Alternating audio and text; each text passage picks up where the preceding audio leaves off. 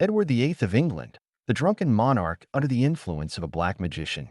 The abdication of the British monarch Edward VIII in December 1936 was not only determined by his scandalous relationship with the American Wallace Simpson, but also by the influence exerted on him by a kind of British Rasputin who tried to treat him for alcoholism. Nicknamed the Yorkshire Yogi, Alexander Cannon is described as an unscrupulous therapist, hypnotist, and magician who learned his mystical techniques while working as a doctor at a prison in Beijing. All the files related to this murky affair were buried after the abdication of Edward VIII in the Imperial Archives, but recently they have seen the light of day again thanks to a study carried out by the BBC and Roger Sims, a researcher at the Manx Museum, reports La Stampa, consulted by Jerpers. Edward VIII was already guilty of two unforgivable things for the British elite of the time. He was in love with the twice-divorced American Wallace Simpson, and he suffered from alcoholism. According to the BBC, the final straw, leading to the monarch's abdication, was his fall under the influence of the controversial Alexander Cannon.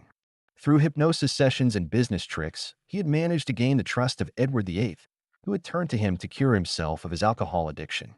As soon as the information reached Downing Street, after just 11 days, Edward VIII passed the scepter to his brother, and Cannon was sent into exile on the Isle of Man. The one who denounced the embarrassing relationship between the king and Cannon was the Archbishop of Canterbury himself, Cosmo Lang, who had been put on guard by a country vicar. The Archbishop sent a letter to William Brown, a doctor who had a practice in Harley Street near Cannon's, asking for information about the witch doctor's activities. I have been informed by a reliable source that a certain Dr. Cannon has recently taken the king under his care.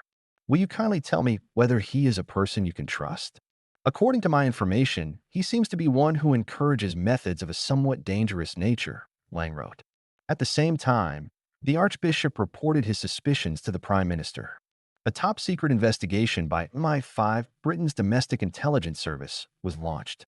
It was believed that Dr. Cannon would have an influence on the king, who at that time was under considerable pressure and was undergoing treatment for various problems, explained Roger Sims, who, in collaboration with the BBC, reopened and meticulously analyzed the secret archives that spoke of the relationship between Edward VIII and the dubious healer.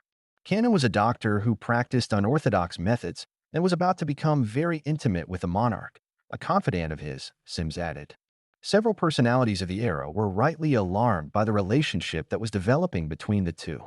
The monarch fell into the hands of the head of English black magic, says Piers Compton, former head of culture at the Universe Catholic. Edward was trapped and enveloped by Cannon. John Gaster, another well-informed person from the era, also told the secret agents. Thus, the government, which was also forced to face the outbreak of the Wallace-Simpson scandal, decided to take action. It sent the guru into exile on the Isle of Man, then took care of the funeral of the whole affair. After the abdication, Edward was made Duke of Windsor and lived in the headquarters of the British military mission in Paris, but being accused of showing pro-Nazi sympathies, he was sent to the Bahamas as governor of these islands. Subsequently, he did not receive any official assignment and died in complete anonymity in 1972 in France. As for Cannon, he continued his dubious activities undisturbed and in his new home, the Gothic Bangalore Castle on the Isle of Man. The witch doctor soon made himself known to the local community as an eccentric. A lover of black, he dressed in a wide cloak and had a very intense lifestyle. Some recordings found in the amateur magician's house, now kept at the Manx Museum, show how, to the delight of mystery lovers, Cannon organized magic shows and psychic experiments in his castle.